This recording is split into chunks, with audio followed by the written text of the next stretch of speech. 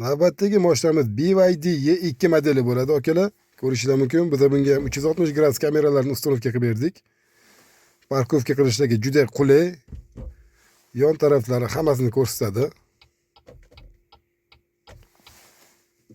Zadniy ko'rganda поворотный liniyalari ham buriladi, aka, ideal holatda.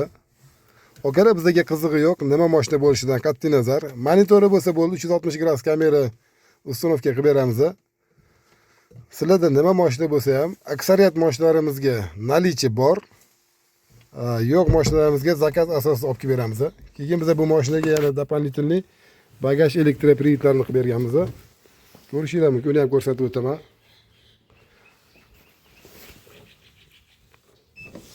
Bagajni bitta bossanglar, elektronni o'zi ochilib yopiladi.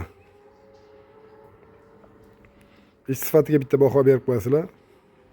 Kimga shunaqa xizmatlarimiz qiziq bo'ladigan bo'lsa, akalar murojaat qilaverasizlar. Ishlarni tez va sifatli qilib bitirib beramiz.